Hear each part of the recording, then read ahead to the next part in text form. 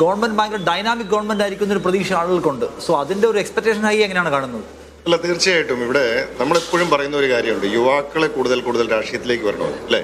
നമ്മളിന്ന് സമൂഹത്തിന്റെ ഏത് മേഖല എടുത്ത് പരിശോധിച്ചാലും അവിടെ യൂത്തിന്റെ ഒരു കടന്നുകയറ്റമുണ്ട്, എക്സെപ്റ്റ് ഇൻ പൊളിറ്റിക്സ്. അപ്പോൾ പൊളിറ്റിക്സിൽ നമുക്ക് കൂടുതൽ യൂത്ത് പാർട്ടിസിപ്പേഷൻ വേണം. ഇത്തവണത്തെ രാഹുൽ ഗാന്ധിയൊക്കെ എപ്പോഴും പറയുന്ന ഒരു കാര്യമാണ്. ഇപ്പോൾ ഇത്തവണ നമ്മൾ കണ്ട ഒരു കാര്യം, ഇപ്പോൾ UDFന്റെ വിജയിച്ചു വന്ന MLA മാരെ പരിശോധിച്ചാൽ എത്രയോ പുതുമുഖങ്ങളാണ്, ചെറുപ്പക്കാരാണ് ജയിച്ചു വന്നത്. അപ്പോൾ ഞങ്ങൾക്കൊക്കെ വലിയ സന്തോഷമായിരുന്നു, ഞങ്ങൾക്കൊക്കെ വലിയ അഭിമാനം തോന്നി ഞങ്ങളുടെ പ്രസ്ഥാനത്തെ ഓർത്ത്. ഞങ്ങൾക്ക് ഇന്നത്തെ ദിവസം അതിനേക്കാൾ അഭിമാനകരമായിട്ടുള്ള ഒരു ദിവസമാണ്. കാരണം ഇത്രയേറെ യുവാക്കൾ, പുതുമുഖങ്ങൾ നിയമസഭയിൽ MLA മാരായി കടന്നു വന്നപ്പോൾ അതിൽ നിന്നും വലിയൊരു നമ്പർ മന്ത്രിസഭയിലേക്കും വരികയാണ്. അത് അപൂർവമായിട്ടുള്ളൊരു കാര്യമാണ്. ഇപ്പം എനിക്ക് തോന്നുന്നു അത് കേരളത്തിൻ്റെ യുവതലമുറയ്ക്ക് ആവേശം പകരുന്ന ഒന്നായിരിക്കും.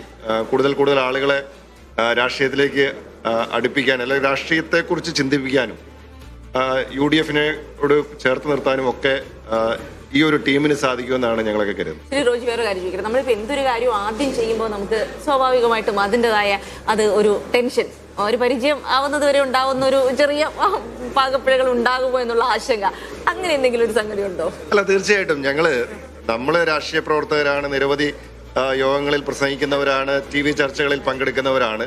എന്നിരുന്നാൽ പോലും നമ്മളൊരു സത്യവാചകം ചെല്ലുമ്പോൾ അതിൻ്റെ ഒരു വാക്ക് അല്ലെങ്കിൽ കുത്തോ കോമയോ മാറിപ്പോകാതിരിക്കാൻ വേണ്ടി നമ്മൾ ഒത്തിരി തയ്യാറെടുപ്പ് നടത്തും. മനസ്സിലൊരു ടെൻഷൻ ഉണ്ടാവും.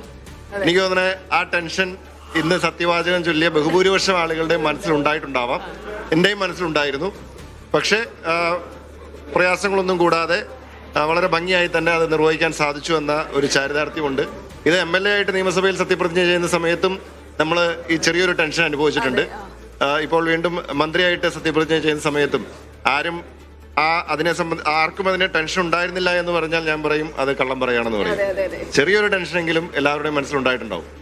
റോജി, ഇന്ന് പിണറായി വിജയൻ പറഞ്ഞൊരു കാര്യമുണ്ട്. കഴിഞ്ഞ സർക്കാർ വളരെ മികച്ച രീതിയിൽ ജനക്ഷേമ പരിപാടികളും വികസന പരിപാടികളും സാധ്യമാക്കിയ ഒരു സർക്കാരാണ്.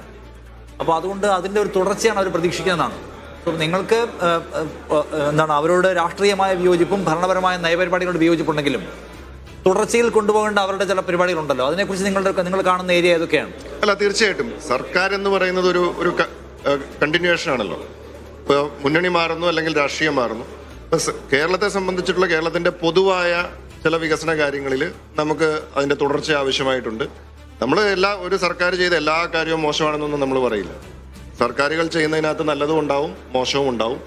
അപ്പോൾ അതിൽ നല്ല കാര്യങ്ങൾ ഉൾക്കൊണ്ടുകൊണ്ട് നമ്മൾ തീർച്ചയായിട്ടും മുന്നോട്ട് പോകും. അതിൻ്റെ തുടർച്ചയുണ്ടാവും. ഇപ്പോൾ ഗവൺമെൻറ് മാറി വന്നു, അതിൻ്റെ അർത്ഥം കഴിഞ്ഞ ഗവൺമെൻറ് ചെയ്ത എല്ലാ കാര്യങ്ങളും നമ്മൾ ഇല്ലാണ്ടാക്കുക, നമ്മൾ പുതിയൊരു സാധനം കൊണ്ടുവരിക എന്നുള്ളതല്ല.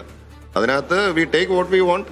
നമുക്ക് താല്പര്യമില്ലാത്ത അല്ലെങ്കിൽ ജനങ്ങൾ ആഗ്രഹിക്കാത്ത കാര്യങ്ങൾ, രീതികൾ അതിനകത്ത് മാറ്റാൻ ശ്രമിക്കും. എന്തായാലും UDFനെ സംബന്ധിച്ച് ചരിത്രത്തിലെ ഒരു റെക്കോർഡ് വിജയമാണ് ഉണ്ടായിരിക്കുന്നത്. ഞാനെപ്പോഴും നമ്മൾ കൂടുതൽ ഭൂരിപക്ഷത്തിൽ അല്ലെങ്കിൽ വലിയ വിജയം ഉണ്ടാകുമ്പോൾ അത് കൂടുതൽ ഉത്തരവാദിത്വവും വലിയ പ്രതീക്ഷയുമാണ് ജനങ്ങൾക്കുണ്ടാവുന്നത്. അപ്പോൾ ആ പ്രതീക്ഷയ്ക്കൊത്ത് ഉയരുക എന്ന് പറയുന്നത് ഒരു ഭാരിച്ച ഉത്തരവാദിത്വമാണ്. ശ്രീ VD സതീശന്റെ നേതൃത്വത്തിലുള്ള ഈ സർക്കാരിന് നമ്മൾ ജനങ്ങൾക്ക് മുമ്പിൽ വച്ചിരിക്കുന്ന നിരവധി കാര്യങ്ങളുണ്ട്. തെരഞ്ഞെടുപ്പിന്റെ സമയത്ത് നമ്മൾ ഒത്തിരി കാര്യങ്ങൾ ജനങ്ങളോട് പറഞ്ഞിട്ടുണ്ട്. അപ്പോൾ അതൊന്നൊന്നായി നടപ്പിലാക്കി ജനങ്ങളുടെ പ്രതീക്ഷയ്ക്കൊത്ത് ഉയരുവാനായിട്ട് ഈ സർക്കാരിന് കഴിയും എന്ന തികഞ്ഞ ആത്മവിശ്വാസം ഞങ്ങൾക്കുണ്ട്.